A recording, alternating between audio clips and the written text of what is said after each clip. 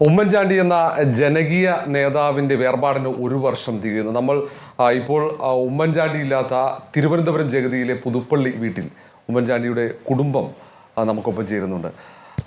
മറിയാമ്മ ഉമ്മൻ, ഒപ്പം ചാണ്ടി ഉമ്മൻ MLA ഉണ്ട്, മറിയ ഉണ്ട്. അപ്പം ഉമ്മൻചാണ്ടി സാർ ഒരുപക്ഷെ ജനങ്ങളുടെ ഒരു നേതാവാണ്. കുടുംബത്തിന് ഉമ്മൻചാണ്ടി എന്ന ആ ഒരു രാഷ്ട്രീയ നേതാവിനെ അരികിൽ കിട്ടുക അത്ര എളുപ്പമായിരുന്നില്ല. കാരണം വീട്ടിനകത്ത് പോലും പ്രവർത്തകരുണ്ടാകും, ജനങ്ങൾ ഓരോ പ്രശ്നങ്ങളുമായി മുഴുവൻ സമയം ഉണ്ടാകുന്നതാണ്, ഉറങ്ങുന്ന കുറച്ച് സമയം ഒഴിച്ചു നിർത്തിയാൽ. പക്ഷെ അദ്ദേഹമില്ലാത്ത ഒരു വർഷം കുടുംബത്തെ സംബന്ധിച്ചിടത്തോളം വലിയ ഒരു വേർപാട് തന്നെയാണ്, നികത്താനാകാത്ത നഷ്ടം. ഈ ഒരു വർഷം എങ്ങനെയായിരുന്നു? ശൂന്യതയോടൊപ്പം അനാഥാവസ്ഥയും കൂടെ എനിക്കുണ്ട്. പിള്ളേർക്ക് കുറച്ച് ഡിഫറൻ്റ് ആയിരിക്കും, ചെറുപ്പക്കാരാണ്, അവർക്ക് കുറേ ആക്ടിവിറ്റീസ് ഉണ്ട്. അതൊരു മരണം വരെ കൊണ്ടു നടക്കുന്ന അന്ന് മനസ്സിലുള്ളൊരു ദുഃഖം തന്നെയാണ്. പക്ഷേ ദൈവം അവിടെ എന്നോട് കനുവ ചെയ്തിട്ടുണ്ട്. ഒരു ഭർത്താവ് നഷ്ടപ്പെടുന്നൊരു ഭാര്യയ്ക്ക് ഭർത്താവിനെ അത്താണി എല്ലാം നഷ്ടപ്പെടുക മാത്രമല്ല, സമൂഹത്തിൽ അവർക്ക് ഒത്തിരി പിന്നെ ആൾക്കാരൊക്കെ കാണുന്നത് വേറൊരു കണ്ടുപിടാണ്. അത്രയും സഹായവും സ്നേഹവും ഒന്നും കിട്ടിയെന്ന് ഇരിക്കത്തില്ല. പക്ഷേ എനിക്ക് ദൈവം കരുണ ചരിച്ച് തിരിച്ചാണ്. എനിക്ക് ഒരുപാട് മക്കൾ ചാണ്ടിമത്തിൽ സപ്പോർട്ടുണ്ട്, പബ്ലിക്കിൽ ഒരുപാട് നിങ്ങളുടെയൊക്കെ ഒരുപാട് സപ്പോർട്ട് വരുമ്പോഴത്തേക്ക് ഒത്തിരി ഡൈവേഷൻ വരുന്നുണ്ട്. അത് എനിക്ക് ദൈവം തന്നൊരു വലിയ ഉമ്മൻചാണ്ടി എന്ന വ്യക്തിപ്രഭാവം കൊണ്ട് കിട്ടിയതായി ആണ് ഒന്ന്. രണ്ടാമത് ദൈവം കൃപ ചെയ്തിട്ടുകൂടാണ് എനിക്കത് കിട്ടിയിരിക്കുന്നത്. അതൊരു വലിയ ആശ്വാസമാണ്. പക്ഷേ അനാഥത്വം എന്നും നിൽക്കും. കുഞ്ഞെൻ്റെ കൂട്ടത്തിലുണ്ടെന്നുള്ള ഒരു ഭയങ്കര ബോധ്യപ്പെടുത്തൽ പല ഒരു തോട്ട് പ്രോസസ്സിൽ കൂടെ ഞാൻ ഉണ്ടാക്കിയെടുത്തിട്ടുണ്ട്. അല്ലെങ്കിൽ ഞാൻ തളർന്നു പോകും. എൻ്റെ കൂട്ടത്തിൽ കുഞ്ഞുണ്ട്, ഇപ്പോഴുണ്ട്, എൻ്റെ ജീവിത അവസാനം വരെയും കാണും. അതിനുള്ള വാക്യങ്ങളെല്ലാം ഞാൻ കണ്ടുപിടിച്ച് വെച്ചിട്ടുണ്ട്. ഈ ലോക്സഭാ തെരഞ്ഞെടുപ്പ് കഴിഞ്ഞു പോയപ്പോൾ ആ പ്രചാരണ ഘട്ടത്തിൽ കുടുംബം എല്ലാവരും തെരഞ്ഞെടുപ്പ് പ്രചാരണത്തിൽ ഇറങ്ങിയ ഒരു വ്യത്യസ്തമായൊരു കാഴ്ചക്ക് രാഷ്ട്രീയ കേരളം സാക്ഷ്യം വഹിച്ചു. അങ്ങനെ എല്ലാവരും കൂടെ പ്രചാരണത്തിന് കോൺഗ്രസിന് വേണ്ടി ഇറങ്ങാനുണ്ടായ സാഹചര്യം എന്തായിരുന്നു? അത് ഞാൻ പറഞ്ഞല്ലേ, ഒരു പ്രത്യേക സാഹചര്യത്തിൽ പിള്ളേരൊക്കെ കോൺഗ്രസ് വിട്ടു പോകും എന്ന് പറഞ്ഞ സാഹചര്യത്തിൽ അങ്ങനെയല്ല, എൻ്റെ കുഞ്ഞുങ്ങളെ വിട്ടുപോകത്തില്ല, ഉമ്മൻചാണ്ടി പിള്ളേരൊരിക്കലും അങ്ങനെ വിട്ടുപോകത്തില്ല എന്ന് സമൂഹത്തിനെ ബോധ്യപ്പെടുത്തുക കൂടെ ആയിരുന്നു. പിന്നെ കോൺഗ്രസ് അല്ല, ഞങ്ങൾക്കല്ല. കോൺഗ്രസിലെ എൻ്റെ ഭർത്താവ് MLA, മുഖ്യമന്ത്രി എല്ലാം ഇത് സ്വതന്ത്രമായിട്ട് നിന്ന് മത്സരിച്ചിട്ടില്ലല്ലോ. അപ്പോൾ കോൺഗ്രസിനെ ഞാൻ കുടുംബം ഒത്തിരി സ്നേഹിക്കുന്നുണ്ട്. അപ്പോൾ ആ രണ്ട് വികാരം കാണും.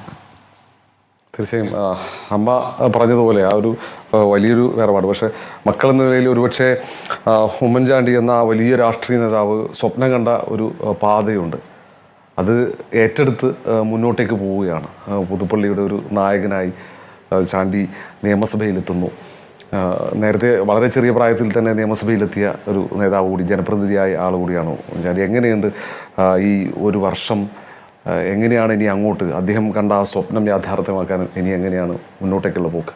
അല്ല, വലിയൊരു ഭാരിച്ച ഉത്തരവാദിത്തമാണ് അദ്ദേഹം നിന്നുപോലെ നിൽക്കുക എന്നുള്ളത്. അപ്പം എന്നെ കൊണ്ട് ചെയ്യാവുന്നതിന് പരമാവധി ഞാൻ ചെയ്യുന്നു. ഞാൻ മണ്ഡലത്തിൽ തന്നെയാണ് താമസം, അസംബ്ലി ഉള്ളപ്പോൾ മാത്രമേ ഇവിടെ ഉള്ളൂ.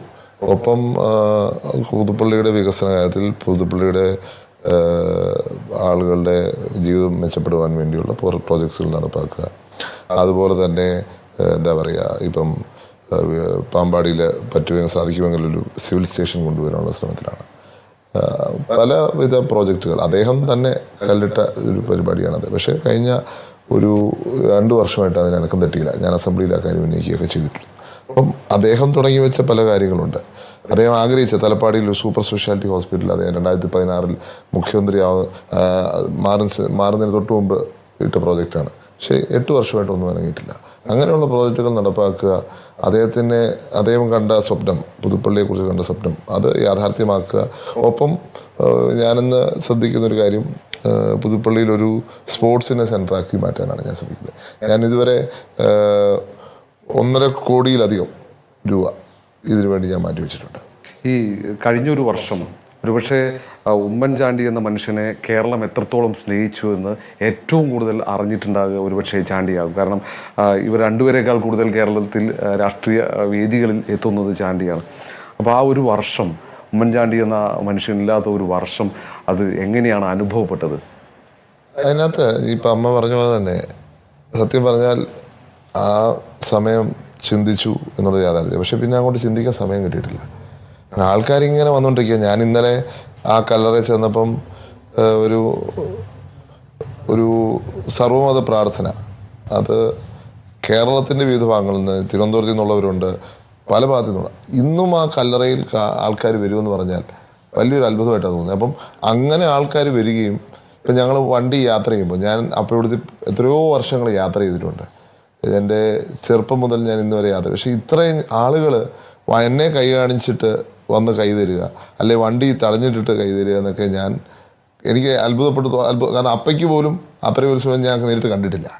പക്ഷേ അത് അദ്ദേഹത്തിനോടുള്ള സ്നേഹമാണ് ഇങ്ങനെ കാണിക്കുന്നത്. അതായത് ഞാൻ ഇന്നൊരു ഫേസ്ബുക്ക് വീഡിയോ ഷെയർ ചെയ്തിട്ടുണ്ട്. ഒരു വ്യക്തി എൻ്റെ പിതാവിനോടൊപ്പം യാത്ര ചെയ്യുക, ഒരു സൊമാറ്റോ ജീവനക്കാരൻ, അദ്ദേഹത്തിൻ്റെ അവസാന യാത്ര കേശവാർസുഖത്തിൽ നിന്ന് യാത്ര ചെയ്യുക. എത്ര കിലോമീറ്റർ യാത്ര എന്ന് എനിക്കറിയില്ല. പക്ഷേ അവസാനമായപ്പോൾ ഞാൻ പലതവണ ആളെ വിട്ടു, അദ്ദേഹം വന്ന് കണ്ടുപോയിക്കോളൂ, കാണുന്നെങ്കിൽ കാണൂ. അദ്ദേഹം കയറിയില്ല. എത്രയോ 10-15 കിലോമീറ്റർ ഇതിനോടൊപ്പം യാത്ര ചെയ്തിട്ട് അദ്ദേഹം തിരിച്ചുപോയി. അത് എന്താണ് അങ്ങനെ ചെയ്തതെന്ന് എനിക്കറിയില്ല. അപ്പോൾ ഞാൻ അദ്ദേഹത്തെ ഒന്ന് കാണണമെന്നും പറഞ്ഞ് ഞാൻ അങ്ങനെ രീതിയിലൊരു ഫേസ്ബുക്ക് ഷെയർ ചെയ്തു. അതേ സ്നേഹം ഇന്നും തുടരുന്നു, ഒരു വ്യത്യാസമില്ലാതെ തുടരുന്നു എന്നുള്ളതാണ്. കാരണം ഓരോരുത്തർക്കും അതേ ഒരു കുടുംബത്തിലെ അംഗമായിരുന്നു. അപ്പം ഞങ്ങളെ അങ്ങനെ സ്വീകരിക്കുന്നു എന്നുള്ളതാണ് ഈ ഒരു വിഷമത്തെ മറികടക്കുവാൻ ഞങ്ങളെ സഹായിച്ചിട്ടുള്ളത്. അത് പൊളിറ്റിക്കലാവട്ടെ നോൺ പൊളിറ്റിക്കലാവട്ടെ, ഏതൊരു വേദിയിൽ ചെന്നാലും ആളുകൾ തരുന്ന സ്നേഹം, ചെറുപ്പക്കാർ തരുന്ന സ്നേഹം, അതുപോലെ തന്നെ ഫോട്ടോ എടുക്കുവാൻ കൂടുന്നു, അതൊക്കെ എന്നെ സംബന്ധിച്ച് അത്ഭുതമായിട്ടേ ഞാൻ കാണുന്നുള്ളൂ. അദ്ദേഹത്തിന് കിട്ടുന്ന ഒരു സ്നേഹമായിട്ടേ ഞാൻ കണക്കാക്കുന്നുള്ളൂ. മറിയ ഏറ്റവും കൂടുതൽ ഒപ്പം നിന്ന, ചാണ്ടിക്കൊപ്പം നിന്ന 3 മക്കളിൽ ഏറ്റവും കൂടുതൽ അവസാന സമയത്തും കൂടുതൽ ഒപ്പം ഉണ്ടായിരുന്ന ആളാണ്. ഇപ്പോൾ നേരത്തെ സാമൂഹ്യ സേവനങ്ങൾ മുന്നിലുണ്ടായിരുന്നു, ഇപ്പം കൂടുതൽ സമയം സാമൂഹ്യ പ്രവർത്തനങ്ങൾ സജീവമാണ്. ഒരുപക്ഷെ കുടുംബം എല്ലാവരും സാമൂഹ്യ സേവനത്തിൽ തന്നെയാണുള്ളത്, വിവിധ വേദികളിൽ എത്തുന്നുമുണ്ട്. ഈ കഴിഞ്ഞ ഒരു വർഷം ഏറ്റവും അടുപ്പമുള്ള, പൊതുവേ അച്ഛന്മാർ പെൺകുട്ടികളുമായാണ് ഏറ്റവും അടുപ്പം എന്ന് പറയും. വേർപാടിൻ്റെ ദുഃഖത്തിനപ്പുറത്തേക്ക് എങ്ങനെയാണ് ആ കഴിഞ്ഞ ഒരു വർഷം നിങ്ങൾ കടന്നുപോയത്? അപ്പം ഇവർ രണ്ടുപേരും പറഞ്ഞ പോലെ അപ്പ മരിച്ചത് എനിക്ക് സത്യം പറഞ്ഞ ഒരു ഷോക്കായിരുന്നു. മരിക്കും എന്ന് വിചാരിച്ചതല്ല, പക്ഷേ അതിൽ നിന്ന് ഇന്നും വേണമെങ്കിൽ എനിക്കൊരു പൂർണ്ണമായൊരു വിടുതൽ ലഭിച്ചിട്ടില്ല. പക്ഷേ ഈ ആളുകളുടെ ഇപ്പം കൂടുതലും സോഷ്യൽ വർക്ക്, വീക്കെൻഡ്സ് വർക്കിംഗ് ആയതുകൊണ്ട് വീക്കെൻഡ്സ് ഇറങ്ങുമ്പം അത് അവരുമായിട്ട് ഇൻട്രാക്ട് ചെയ്യുന്നു. ചാണ്ടി പറഞ്ഞാൽ നമുക്ക് ഓർക്കാൻ സമയം കിട്ടുന്നില്ല. പിന്നെ അങ്ങനെ യാത്രകൾ ചെയ്യുന്നു, ആളുകളെ കാണുന്നു, അവരുടെ സ്നേഹം. ഇന്നലെ തന്നെ ഒരിടത്ത് പോയപ്പം ഒരമ്മച്ചി ഒന്ന് ഞങ്ങളുടെ സാറിൻ്റെ മോളെ ഒന്ന് കാണാൻ പറ്റിയല്ലോ എന്ന് പറഞ്ഞ് അമ്മച്ചി ഉമ്മ തരുക. അപ്പോൾ അതൊക്കെ ആകുമ്പം അതിൽ കുറച്ചൊരു ആശ്വാസം കിട്ടും. അതിൽ ലൈഫ് മുമ്പോട്ട് പോകുന്നു. പിന്നെ അപ്പയ്ക്ക് ലാസ്റ്റും ആളുകളെ സഹായിക്കണം എന്നുള്ളതായിരുന്നു ഭയങ്കര ആഗ്രഹം. ഇന്ന് എനിക്ക് തോന്നുന്നത് അപ്പയുടെ ആഗ്രഹം ആ ജനങ്ങൾ മനസ്സിലാക്കി അപ്പ ആഗ്രഹിച്ചതിനേക്കാളേറെ, ഇപ്പം കേരളം മാത്രമല്ല, കേരളം, ഇന്ത്യ, പ്രവാസികൾ എല്ലാവരും നാനാ സ്ഥലത്ത് പരിപാടികൾ നടക്കുക. അതെല്ലാം മോസ്റ്റ്ലി ബേസ്ഡ് ചാരിറ്റിയാണ്. എനിക്ക് തോന്നുന്നത് അപ്പയുടെ ആഗ്രഹം മലയാളികൾ മനസ്സിലാക്കി അപ്പയുടെ ആഗ്രഹം അവർ നിറവേറ്റുക. അപ്പ എത്ര ചെയ്തോ അതിൻ്റെ 10 ഇരട്ടി ഇന്ന് മലയാളികൾ അപ്പയുടെ മരണത്തിന് കൊടുത്തു. ഇപ്പോഴും ആ കല്ലറയിൽ, ചാണ്ടി പറഞ്ഞ പോലെ കല്ലറയിൽ ആളുകൾ വരുന്നു. അതോടൊപ്പം അപ്പയുടെ ആഗ്രഹം അവർ നിറവേറ്റുന്നു എന്നാണ് എനിക്ക് തോന്നുന്നത്. ശ്രീ ഉമ്മൻചാണ്ടി എന്ന് പറഞ്ഞാൽ ഒരുപക്ഷെ പ്രവർത്തകർക്ക് ഒരു വികാരമാണ്, അത് എല്ലാ കാലത്തും അത് നേരിട്ട് മനസ്സിലാക്കണം. പക്ഷേ ഉമ്മൻചാണ്ടിയുടെ വേർപാടിൽ ആ വിലാപയാത്രയിലൂടെയാണ് മലയാളികൾക്കും ഉമ്മൻചാണ്ടി എന്ന മനുഷ്യൻ ഒരു വികാരമാണെന്ന് അനുഭവിച്ചിട്ടുണ്ടാവുക. വികാരമുണ്ടെന്നറിയാം, പക്ഷെ ഇത്രയധികം ഞങ്ങളെ അത്ഭുതപ്പെടുത്തി. ഇത്രയും ആൾക്കാർക്ക് ഇത്രയും സ്നേഹമുണ്ട്. അതിനകത്ത് ഉമ്മൻചാണ്ടി വിതച്ചു കൊയ്യുന്നത് ഞങ്ങൾ ആ സ്നേഹം വിതച്ചു. ഒരു 100 മേനിയായിട്ട് തിരിച്ച സ്നേഹം ഉമ്മൻചാണ്ടിക്ക് അത് ജീവിച്ചിരുന്ന കാലത്ത് അനുഭവിക്കാൻ പറ്റിയില്ല. ആത്മാവിൽ സന്തോഷിക്കുന്നുണ്ടായിരിക്കും. പക്ഷെ അത് മുഴുവൻ, ആ സ്നേഹം മുഴുവൻ ഞങ്ങൾക്ക് കിട്ടുന്നത് ഉമ്മൻചാണ്ടിയുടെ സ്നേഹം അങ്ങോട്ട് കൊടുത്തത് തിരിച്ച് ഇരട്ടി എത്ര അധികം എല്ലാവരിൽ നിന്നും കിട്ടുന്നുണ്ട്. അത് സത്യം തന്നെയാണ്. അത് നമ്മളെ ഒത്തിരി ഈ സമയത്ത് ആശ്വസിപ്പിക്കുന്നുണ്ട്. ഈ വിശ്വാസം അദ്ദേഹം കണ്ട കുറേ സ്വപ്ന പദ്ധതികൾ ഉണ്ടായി. ഒരുപാട് സ്വപ്നങ്ങളുണ്ടായിരുന്നു. അദ്ദേഹം ഒരുപക്ഷെ കേരളത്തിൻ്റെ വികസനത്തിന് വലിയ മാറ്റത്തിന് നാന്ദി കുറിച്ച വലിയ പദ്ധതികളൊക്കെ. അപ്പം അതിലൊന്നാണ് വിഴിഞ്ഞം തുറമുഖം. വലിയ സമ്മർദ്ദം പാർട്ടിക്കകത്തുനിന്നുണ്ടായിട്ട് പോലും, അല്ലെങ്കിൽ വലിയ പ്രതിഷേധങ്ങളൊക്കെ അതിജീവിച്ചുകൊണ്ട് വലിയ ആത്മാർത്ഥതയോടെ ശക്തമായി മുന്നോട്ട് പോയി. ഇപ്പോൾ വിഴിഞ്ഞത്ത് ഒരു ചരക്ക് കപ്പൽ അടുത്തൊരു സാഹചര്യമുണ്ട്. കഴിഞ്ഞ ദിവസം പ്രതികരണം കണ്ടു. നേരത്തെ പങ്കുവച്ചിട്ടുണ്ടാകുമല്ലോ ഈ വലിയ വികസന പദ്ധതികളൊക്കെ വരുമ്പോൾ അതിൻ്റെ ഒരു ആഹ്ലാദം സ്വാഭാവികമായും വീട്ടിൽ പ്രകടിപ്പിക്കുമല്ലോ. അപ്പോൾ എങ്ങനെയാണ് ആ പദ്ധതി പൂർത്തിയാകുമ്പോൾ നിങ്ങളുടെയൊക്കെ മാനസികാവസ്ഥ? പങ്കുവെക്കലും ആഹ്ലാദമൊന്നും ഞങ്ങളുടെ വീട്ടിൽ അങ്ങനെ പതിവില്ല. പിള്ളേരും ഞാൻ ഭാര്യ എന്നുള്ള നിലയിൽ ഉമ്മൻചാണ്ടി അനുഭവിച്ച പ്രഷർ പല കൂടിയെന്ന് എനിക്കത് അറിയാം.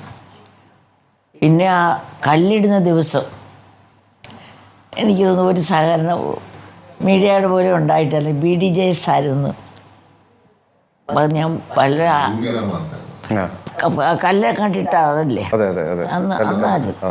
അന്ന് ഞാൻ വലിയ കാര്യമായിട്ട് ഈ TV-യുടെ മുമ്പിൽ ഇരിക്കാത്ത ഞാൻ ഇരുന്നു.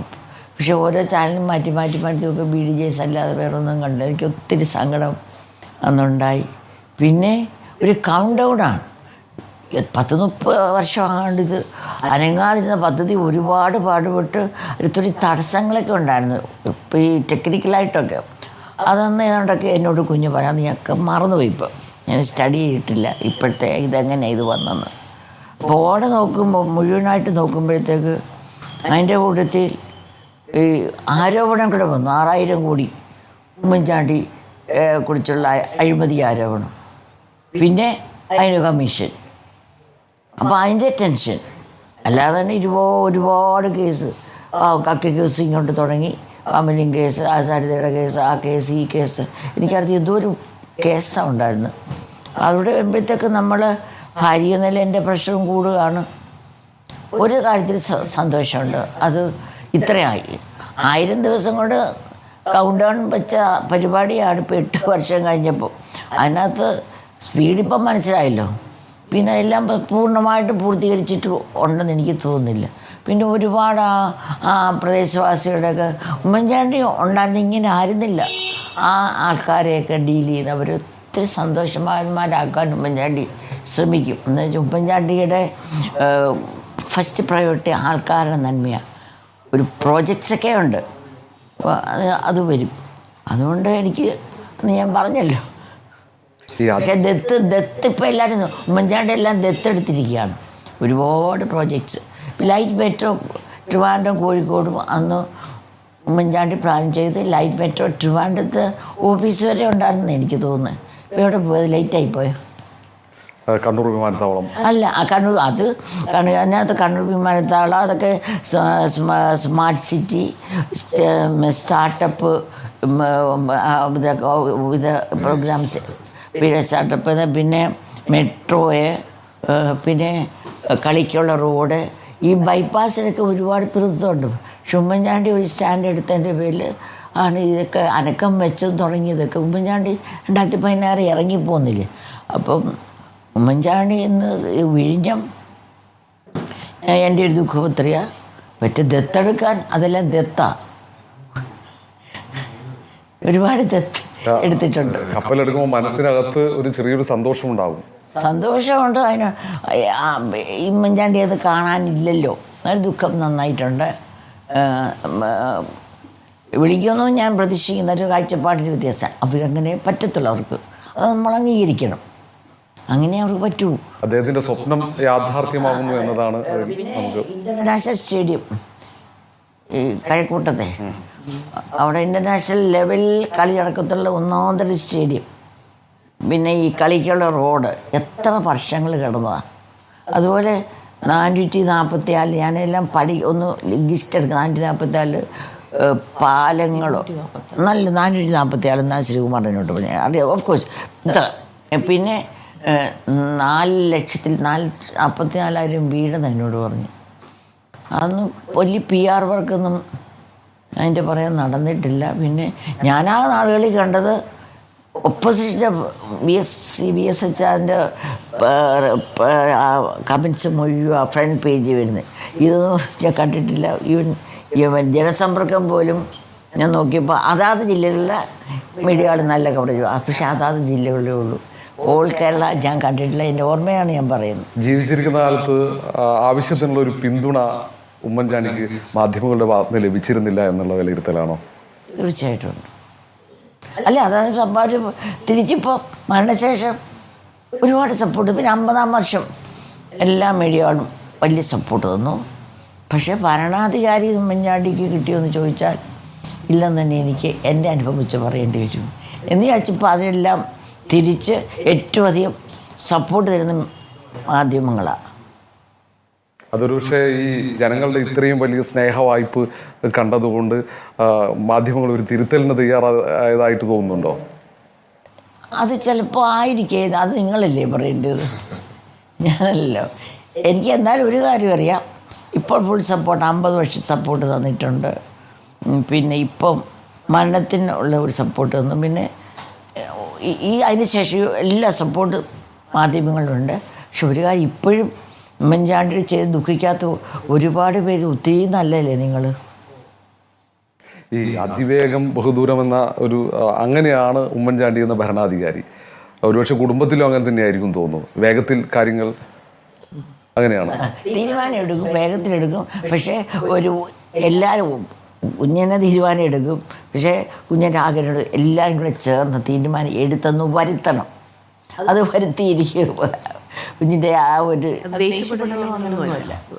ദേഷ്യപ്പെട്ടല്ല, എല്ലാവരും ചേർത്ത് വിളിച്ച് ഞാൻ പറഞ്ഞു, കുഞ്ഞ് തീരുമാനം എടുത്തു, എന്തിനാണ് ഞങ്ങളെ ഇങ്ങനെ ഞങ്ങൾ തീരുമാനം എടുത്ത് വരുത്തി തീർക്കുന്നത്. പക്ഷേ കുഞ്ഞിന് നിർബന്ധമായിരുന്നു. എല്ലാവരോടും ആലോചന, സ്വയം തീരുമാനത്ത് ആലോചിച്ചെന്ന് വരുത്തി എല്ലാവരും കൂടെ ആലോചിച്ച് എടുക്കും.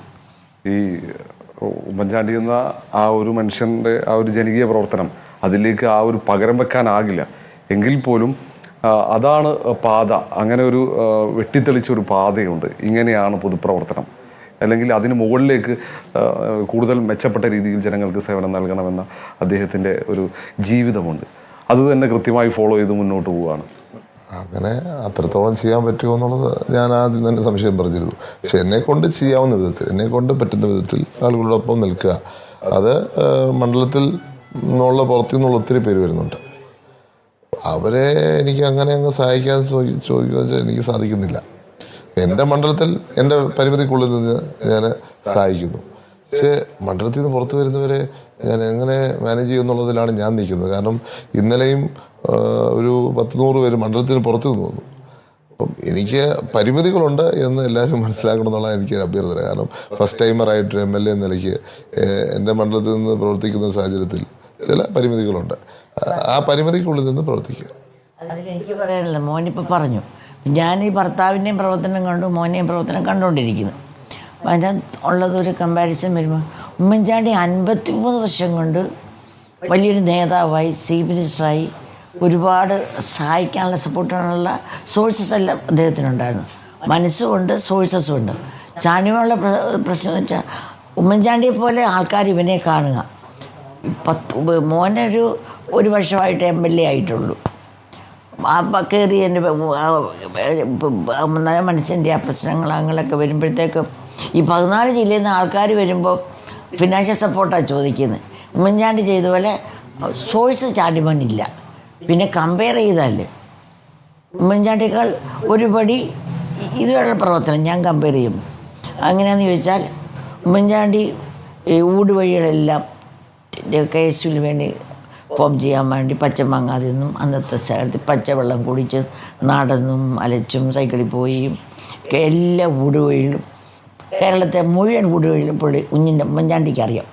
പക്ഷെ ചാണ്ടിമോനപ്പം ഇന്നത്തെ സാഹചര്യത്തിൽ മോൻ കന്യാകുമാരി തൊട്ട് കാശ്മീർ വരെ നടന്നു. ഉമ്മൻചാണ്ടി ചെരുപ്പിട്ട് നടത്തുമ്പോൾ ചാണ്ടിമോൻ ചെരുപ്പില്ലാതെ നടന്നു. ഉമ്മൻചാണ്ടി ഫാസ്റ്റായിട്ട് ചാണ്ടിമോൻ ഓടി. പിന്നെ കൂട്ടത്തിൽ പറഞ്ഞാലും ഉമ്മൻചാണ്ടി ഷേവ് ചെയ്യായിരുന്നു. അതിവിടെ ഇല്ല.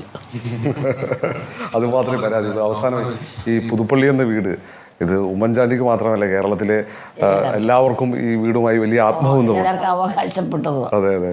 അപ്പോൾ ഈ വീട്ടിൽ അദ്ദേഹമില്ലാത്ത ഒരു വർഷം ഈ പ്രയാസങ്ങളൊക്കെ ഉണ്ടാവും. ഈ വീട്ടിലേക്ക് ആളൊഴിയുമ്പോൾ, ഈ തിരക്കുകൾ ഒഴിയുമ്പോൾ വീട്ടിൽ നിങ്ങൾ മാത്രമാകുമ്പോഴുള്ള മാനസികാവസ്ഥ എങ്ങനെ? വളരെ ദുസ്സഹമായൊരവസ്ഥയാണ്. അപ്പം പിന്നെ ഡൈവേഷന് എവിടെയെങ്കിലും പിന്നെ ഡ്രൈവർ കാറെടുത്ത് ചുമ്മാതെ പോവും ചിലപ്പോൾ. ഞാൻ പിള്ളേരെ മോനും കാണത്തില്ല, മോളും ഇല്ലായിരുന്നു കുറേ ദിവസം. പിന്നെ പ്രെയർ മീറ്റിങ്ങിനൊക്കെ ഉണ്ട്, ആൾക്കാരൊക്കെ വരും. അപ്പം അങ്ങനെ വരുമ്പോൾ അങ്ങനെയല്ലല്ലോ, ഈ ദിവസവും ഞാൻ എൻ്റെ ഓർമ്മയിൽ ഈ ഹോള്, ആ ഹോള്, അപ്പുറത്തെ റൂം, ആ അടുക്കള വരെ. എൻ്റെ ചെറുപ്പത്തിൽ ഞാൻ ഇന്നും ഓർക്കുന്നു, സ്റ്റെപ്പ് ഇറങ്ങി വരുമ്പോൾ മന്ത്രിയായിരിക്കുന്ന സമയത്ത് ഇത്രയും ആൾക്കാരാണ് വീട്ടിൽ. അതായത് വീട് ജനങ്ങൾക്ക് അവകാശപ്പെട്ടതാണ്. CM ആയിരിക്കും ആദ്യത്തെ CM ആദ്യം ഇവിടെയാണ്. അപ്പോൾ ഇത് കൊള്ളാതായപ്പോഴാണ് രണ്ടാമത്തെ പ്രാവശ്യം കുറിച്ചിട്ട് പോയത്. ആൾക്കാരെ സെക്കൻഡ് PM ഒരു വർഷം കഴിഞ്ഞിട്ടാണ് പോയത്. അതുവരെ ഈ വീട്ടിൽ തന്നെയായിരുന്നു. ബെഡ്റൂം വരെ പരാതികളും നിവേദനങ്ങളുമായി ആളുകൾ ആ ബെഡ്റൂമിലൊക്കെ വരും. എന്ന് വെച്ചാൽ ഞങ്ങൾക്ക് അതിനകത്തൊരു ബുദ്ധിമുട്ടും തോന്നിയിട്ടില്ല. അത് അങ്ങനെയാ, അങ്ങനെ ട്രെയിനിങ് കിട്ടിയതാ. ചെറുപ്പം എന്നെ കല്യാണം കഴിച്ചാൽ മന്ത്രിയായിട്ടാണ്. അന്ന് എന്നെ ഈ ഉമ്മൻചാണ്ടി അന്നും ആളുണ്ട്, പിന്നെ ആൾ കൂടി വന്നു.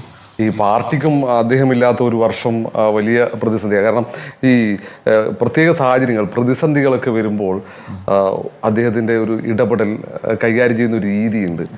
അങ്ങനെ ഒരാളുടെ അഭാവം ഒരുപക്ഷെ കോൺഗ്രസിനെയും വല്ലാതെ ബുദ്ധിമുട്ടിക്കുന്നുണ്ട്, ഒരു അസാന്നിധ്യം. അതിപ്പോഴും നേതാക്കളൊക്കെ പറയും. എൻ്റെ അടുത്ത് ഈ ഇലക്ഷൻ സമയത്ത് പല കാൻഡിഡേറ്റ്സും പറഞ്ഞു, ഇലക്ഷൻ ആയി കഴിഞ്ഞാൽ ഒന്ന് വിളിച്ചാൽ മതി, തിരിച്ച് ഇങ്ങോട്ട് വിളിക്കും, എന്നിട്ട് എല്ലാ കാര്യങ്ങളും അന്വേഷിക്കും, എല്ലാ കാര്യങ്ങളും നോക്കിയിരിക്കും. ഈ പ്രാവശ്യം പല കാൻഡിഡേറ്റ്സും ഈ അഭാവത്തെക്കുറിച്ച് എന്നോട് സൂചിപ്പിച്ചു. അപ്പോൾ തീർച്ചയായിട്ടും അത് ഓരോരുത്തർക്കും ഉണ്ടാകുന്ന വ്യക്തിപരമായ അനുഭവമാണ്. അപ്പോൾ അത് നമ്മളെല്ലാവരെയും ബാധിച്ചിട്ടുണ്ട്. അതിപ്പം ഒരു ബലമാണെന്നും അദ്ദേഹം, അതിപ്പം ജീവിതത്തിലാണെങ്കിലും പൊളിറ്റിക്സിലാണെങ്കിലും ഓരോ വ്യക്തിക്കും, ഈ പറയുന്ന എല്ലാ നേതാക്കന്മാർക്കും അതൊരു ബലമായിരുന്നു. അത് ഒരു നഷ്ടം. എന്തെങ്കിലും അദ്ദേഹം ബാക്കി വെച്ച, ഈ ജനങ്ങൾക്ക് വേണ്ടി ബാക്കി വെച്ച എന്തെങ്കിലും ഒരു സ്വപ്നങ്ങൾ ഏതെങ്കിലും സമയത്ത് പറഞ്ഞത് വികസന പദ്ധതിയാകാം, അല്ലെങ്കിൽ ഇങ്ങനെ കാര്യങ്ങൾ നമ്മൾ നാട്ടുകാർക്ക് വേണ്ടി കേരളത്തിന് വേണ്ടി ചെയ്യണം, അങ്ങനെ എന്തെങ്കിലും ഇനി പൂർത്തിയാകാത്തതുണ്ടോ? അങ്ങനെയൊന്നും പറഞ്ഞിട്ടില്ല. പക്ഷേ ഉമ്മൻചാണ്ടിയുടെ പ്രയോറിറ്റി ആദ്യം ചികിത്സയാണ്. അത് പലപ്പോഴും പല രീതിയിൽ പറഞ്ഞ് ഞാൻ കേട്ടിട്ടുണ്ട്. ചിലപ്പോൾ വീട്ടിൽ ഓർമ്മയില്ല.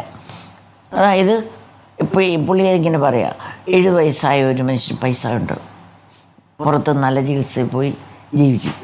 70-90 വയസ്സായാലും പോയി അദ്ദേഹത്തിൻ്റെ ഡ്യൂട്ടി എല്ലാം കഴിഞ്ഞ് അദ്ദേഹത്തിന് അത് കുട്ടി സുഖമായിട്ട് ജീവിക്കും. പക്ഷേ 30 വയസ്സായ 2 കൊച്ചു കുഞ്ഞുങ്ങളും ഭാര്യയും, ജോലിയില്ലാത്ത ഭാര്യയോ ഉള്ളൊരു പുരുഷന് ഒരു രോഗം വന്നാൽ പോകാൻ പൈസ ഇല്ല. അത് ഞാൻ ഭയങ്കരമായിട്ട് വേദനിപ്പിച്ചു. പിന്നെ എല്ലാവർക്കും വിദ്യാഭ്യാസം, എല്ലാവർക്കും വീട്, പിന്നെ സാധാരണക്കാരെ ജനങ്ങളെ ഈ നിയമത്തിനെ നൂലാമാല രക്ഷപ്പെടുത്തിയെടുക്കും. ഒത്തിരി നിയമങ്ങൾ മാറ്റാനും നിയമങ്ങളും പരിഷ്കരിക്കാനും ഒക്കെ സാധിക്കും. അതെ അതെ. ഒരു ഭരണാധികാരി ജനങ്ങളിലേക്ക് നേരിട്ടെത്തുന്ന അതൊരു ആദ്യമായിട്ടാകാം ഒരു അനുഭവം. അത് പറഞ്ഞ് വില്ലേജ് ഓഫീസർ പണിയാണ്. വില്ലേജ് ഓഫീസർ പണികൾ ചെയ്യാത്തതുകൊണ്ടല്ലേ മുഖ്യമന്ത്രി ഇറങ്ങിയത്. തീർച്ചയായും അത് വലിയ അനുഭവങ്ങളാണ്. ഒന്ന്, വളരെ തിരക്കിട്ട കുറേ പരിപാടികളുള്ളത് കൊണ്ടാണ്, കുറേ പറയാനുണ്ട്. കാരണം മലയാളികൾക്ക് പലർക്കും അനുഭവമുണ്ട് ഉമ്മൻചാണ്ടിയുമായുള്ള, ഓരോരുത്തർക്കും വ്യക്തിപരമായി പലതരത്തിലുള്ള അനുഭവമാണ്. നമ്മളന്ന് വിലാപയാത്രയിൽ കണ്ടതാണ്. അപ്പം ഈ ഒരു നമ്മളൊരു വർഷം പിന്നിടുന്ന ഒരു ഘട്ടത്തിൽ തിരക്കുള്ളത് കൊണ്ട് തന്നെ നമ്മൾ തൽക്കാലം ഈ ഒരു സംസാരം ഇവിടെ നിർത്തുകയാണ്. ആ ഉമ്മൻചാണ്ടിയുടെ ഓർമ്മകൾ, ജനങ്ങൾ നൽകുന്ന സ്നേഹമാണ് ഈ കുടുംബത്തിന് ദുഃഖങ്ങൾ മനസ്സിൽ അടക്കി പിടിച്ച് മുന്നോട്ട് പോകാനുള്ള ഊർജ്ജം പകരുന്നതെന്ന് മനസ്സിലാവുന്നുണ്ട്. അപ്പോൾ എല്ലാവർക്കും ഒരിക്കൽ കൂടി നന്ദി.